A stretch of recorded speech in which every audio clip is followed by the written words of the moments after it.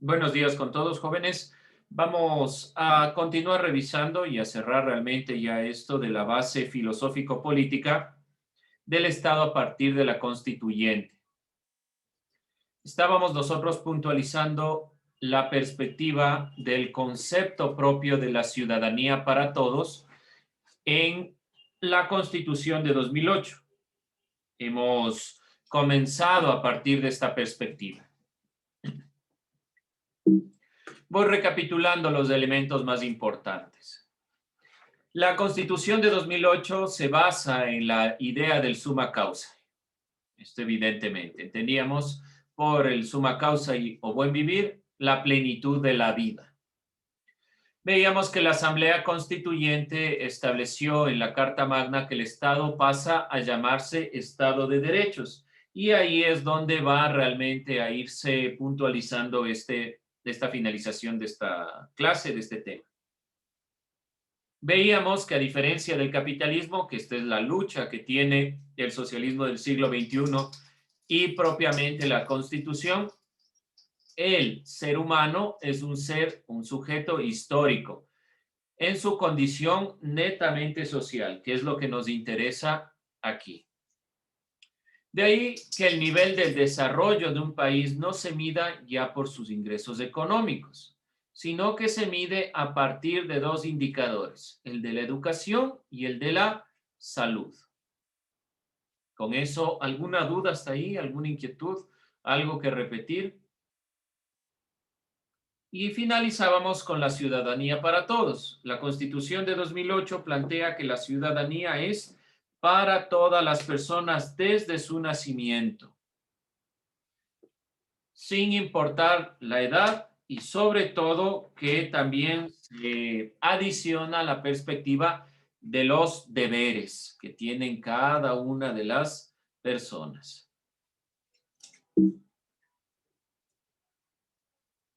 Y estuvimos puntualizando esta perspectiva, que es uno de los problemas principales que se ha venido dando dentro de nuestro país, la idea de los regionalismos. La Constitución de 2008 intenta superar todo tipo de regionalismo.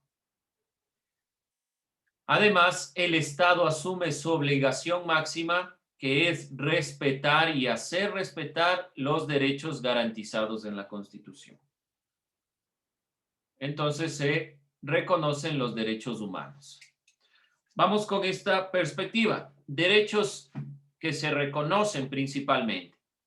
Derechos individuales, colectivos y de la naturaleza. Y sobre todo el derecho del buen vivir. Los derechos humanos, entonces, se organizan bajo las siguientes denominaciones que vemos aquí. No se olvide puntualizar. Los derechos, que aquí estaban enmarcados en la Constitución de 2008, se instauran bajo estos dos preceptos. Los derechos individuales, colectivos de la naturaleza y los derechos del buen vivir dentro de esta consideración. No se olvide ir tomando nota. Como el Estado asume garantizar estos derechos, entonces debe irse puntualizando grupos que sean más vulnerables para ir priorizando los derechos de estos grupos. El gobierno se ubica en un espacio de poder sobre la sociedad para organizarla. Es la autoridad de control y es quien debe garantizar los derechos de todos. Sabemos que desde la Constitución de 2008 un cambio también es que ya no existen solo 3 poderes del Estado, sino se implementan 2 poderes más o 2 funciones más al Estado. Vemos entonces retorno. En cuanto a los derechos, vemos que en cuanto a estos derechos se organizan en cuanto a derechos individuales, colectivos de la naturaleza y los derechos del buen vivir. Dentro de esta consideración, sobre todo, la idea es priorizar los derechos de todos, las minorías y demás consideraciones. Quien debe garantizar es el gobierno, quien se ubica en un espacio de poder sobre la sociedad para organizarla. que es lo más importante para ir organizando esta sociedad. Vemos ahí la implementación de los 5 poderes del Estado, donde se aumentan 2 poderes más, la función electoral y la función de transparencia y control social. Esto ya a detalle lo estábamos viendo, sobre todo el año pasado, así que vamos a pasar en esta consideración rápido, tratando sobre todo de puntualizar esta perspectiva. La Constitución de 2008 incrementa 2 poderes más. Esos poderes son la función electoral y la función de transparencia y control social. No se olvide tener en cuenta esto, por favor. 2 poderes o 2 funciones más se le adiciona a las 3 funciones. Ahora, vamos con esta pregunta. Recordemos, decía claramente que la Asamblea Constituyente de 2008 establece en la Constitución que el Estado pasa a ser o definirse como un Estado de derechos. ¿Qué significa Estado de Derecho? Es la pregunta con la que vamos a ir finalizando. Vamos buscando, ¿qué es Estado de Derecho? Busquemos en el Internet, en el diccionario, ¿qué es un Estado de Derecho? Vamos puntualizando esta perspectiva, vamos buscándola. Estado de Derecho.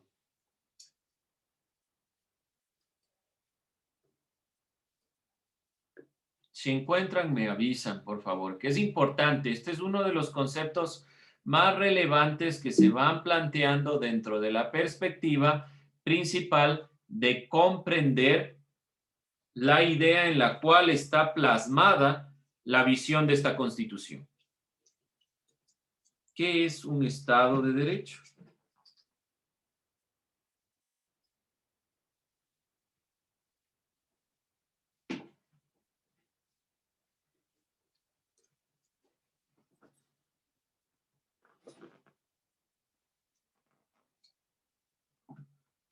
A ver, ¿quién encontró algo? Estado de Derecho. ¿Qué es un Estado de Derecho?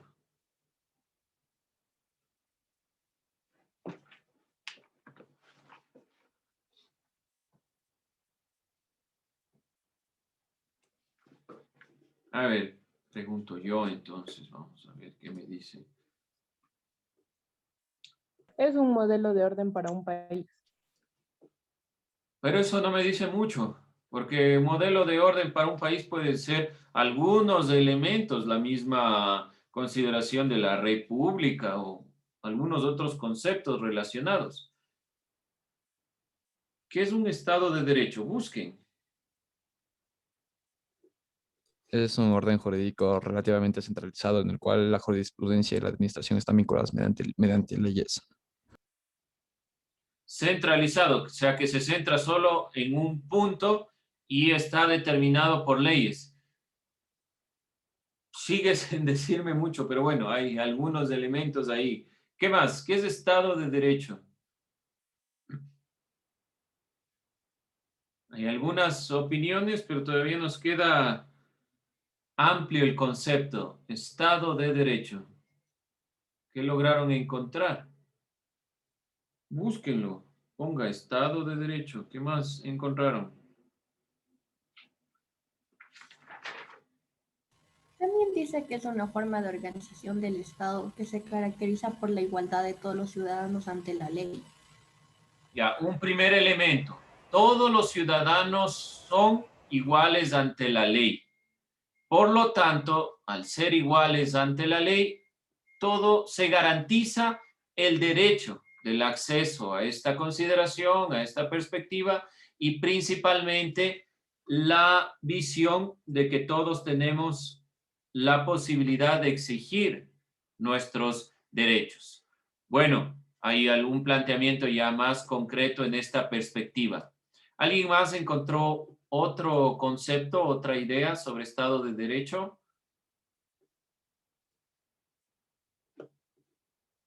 Vamos viendo entonces. Como les decía yo, el Estado de Derecho es una perspectiva planteada por un filósofo. El que ven ahí es Hegel. El Estado de Derecho implica que cada persona está sujeta a la ley, un elemento en las dos últimas definiciones que se relacionan, incluidas las personas que son legisladores encargados de hacer cumplir la ley y jueces. ¿Por qué razón? Porque comúnmente nosotros entendemos que la normativa es para nosotros, para las personas que estamos desligados de los procesos judiciales. Y los jueces no entran dentro de esta consideración. Una de las concepciones del Estado de Derecho es que todos no solo tenemos derechos como los plantea la Constitución, sino que nuestros deberes que deben ser cumplidos pueden ser juzgados por la misma normativa que a todos nos comparece, que a todos nos designa como autores o como personas con derechos. Eso es lo más importante, porque a veces nosotros entendemos que son solo los derechos y que no va más allá de los derechos. Los derechos conllevan obligaciones a la normativa y todos los encargados de hacer cumplir esa normativa también están sujetos a la ley. Hegel es uno de los filósofos que ha estudiado ampliamente la política y ha tratado de entender justamente estas relaciones con la norma. El Estado de Derecho también significa, por ejemplo, que si una persona se enferma, no solo debe tener el acceso a la seguridad social, sino, es decir, no solo poder acceder a un hospital, sino acceder al medicamento, acceder a todo el proceso de curación en sí mismo. Todos los derechos están garantizados, todos y cada uno de los cuales se enmarcan en la Constitución. ¿Y qué derechos se enmarcan en la Constitución de 2008 en el Ecuador? Los derechos humanos, porque la Constitución del Ecuador es garante de derechos, significa que toma la Declaración Universal de los Derechos Humanos y la plasma directamente. Ahí hablamos de un Estado de Derecho, cuando se cumplen todos estos derechos en la normativa, en la ley, y todas las personas, sin importar su condición, sin importar su cargo, forman parte de esta norma. ¿Alguna inquietud, alguna duda en cuanto a este tema? Ahora, ¿cuál era el tema propiamente? La base filosófica y política. ¿Cuál es la base filosófica de la Constitución o de la Constituyente de 2008? El summa causa, el concepto del buen vivir. Y propiamente la base política está enmarcada dentro de la Constitución, el acceso a los derechos y específicamente el concepto de Estado de Derecho. No se olvide, en su cuaderno, defina Estado de Derecho. Vamos a finalizar ya con el último tema. Vamos a ver, ayúdeme.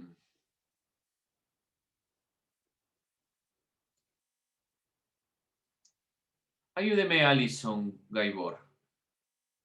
Último tema, que estaba en las imágenes. ¿Cuál es el título del último tema? Las luchas sociales y políticas por el cumplimiento de los derechos. Ya, pero no como pregunta. Ustedes saben. Las luchas sociales y políticas por el cumplimiento de los derechos. Vamos a tratar de explicar el carácter que a veces tiene ambiguo y complejo la política, que puede parecer que quiere acceder a derechos y que a veces no lo logra, que realmente solo prioriza un grupo. Por eso se dan estas luchas sociales. ¿Con qué vamos nosotros a iniciar? ¿Qué es una lucha social?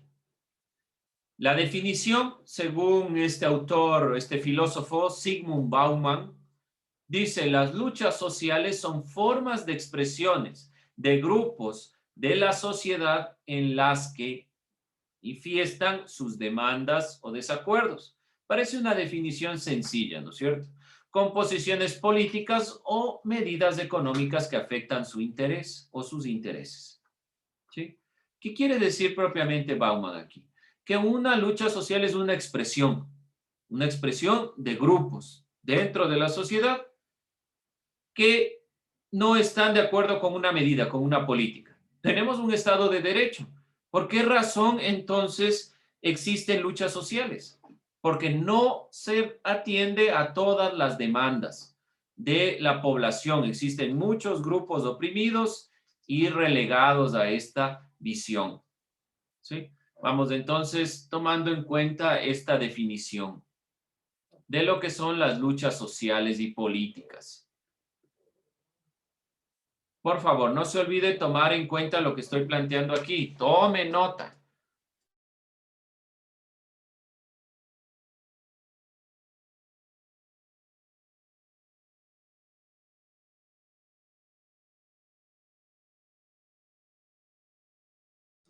Bien, vamos entonces a continuar. Esas son las luchas sociales y políticas.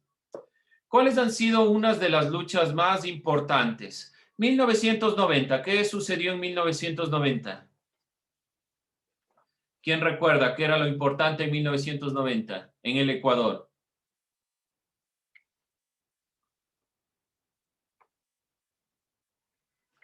En 1990 en el Ecuador. El primer levantamiento indígena. El primer levantamiento indígena, o mejor dicho, el levantamiento indígena como tal, porque sabemos que ha habido sublevaciones, pero este es el levantamiento indígena. Es una de las grandes luchas sociales y políticas para el reconocimiento de los pueblos. Y vemos propiamente los últimos sucesos del año 2019, cuando se dio este paro nacional también en nuestro país bajo las medidas económicas que se tomaron.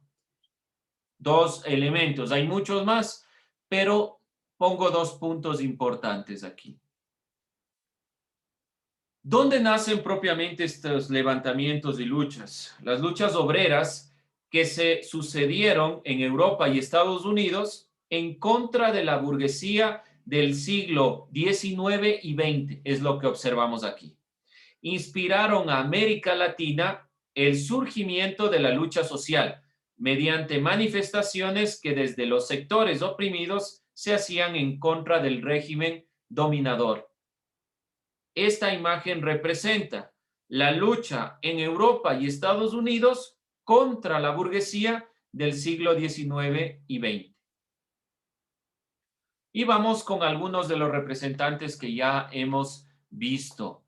Fernando de Aquilema, la rebelión se desarrolló entre el 18 y el 24 de diciembre de 1871 en la parroquia de Yaruquíes del Riobamba. 300 indígenas fueron encarcelados y algunos ajusticiados.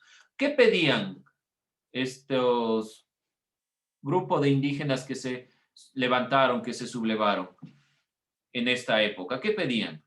¿Cuál era su exigencia? ¿Qué era lo que quería Fernando de Aquilema?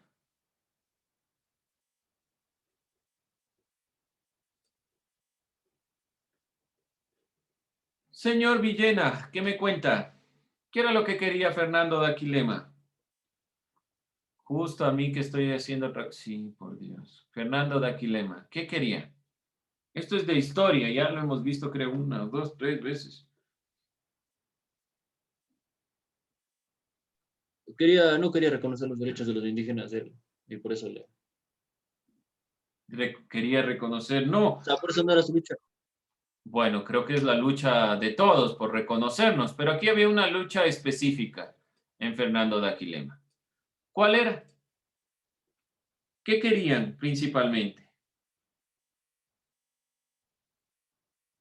En 1871.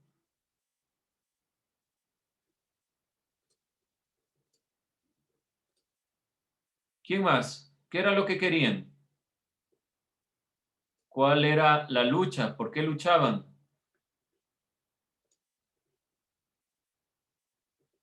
Jorge, ¿por qué era la lucha?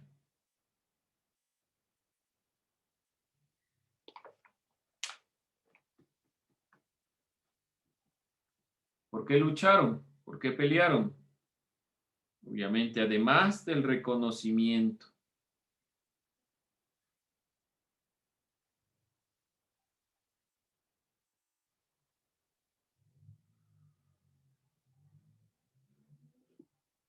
Jorge, ¿sí está ahí? Estoy buscando, pero Como estoy buscando. solamente me parece lo mismo que dijo mi compañerito. Bueno, uno de los elementos es ese, pero hay un elemento específico, además de este. ¿Por qué luchaban? Época 1848-1872. Ya estaba conformado propiamente la República del Ecuador desde 1830. Recordemos que desde 1830 el proyecto fue un proyecto republicano criollo. Se iba a mantener las perspectivas de la época colonial y principalmente el cobro de impuestos, el cobro de los diezmos. Contra esto lucharon el impuesto al 10% que era o que venía desde la época colonial. Obviamente querían la reivindicación de sus pueblos, pero eso se logró en 1990. Esa fue la lucha de 1990, reivindicar los derechos de los indígenas y el reconocimiento de estos pueblos. Para esta época, lo importante era el cobro de los diezmos y sobre todo que no sigan tratando a los indígenas como se los trató en la época colonial, como si fueran mano de obra que podía desecharse, ¿sí? No se olviden esto. Cobro de diezmos fue la lucha de Fernando de Aquilema. Hay otra importante lucha social alrededor de América Latina, la Revolución Mexicana de 1910. Este elemento vamos a estarlo visualizando el próximo año de forma más precisa, pero es importante tomar en cuenta la represión que se dio en esta consideración de la Revolución Mexicana, propiamente de la influencia que ha tenido en nuestro pensamiento latinoamericano para 1910. Vamos a complementar el día de mañana vamos a partir de aquí a través de un video revisando a los dos representantes, los zapatistas, a Emiliano Zapata y a los representantes de esta revolución.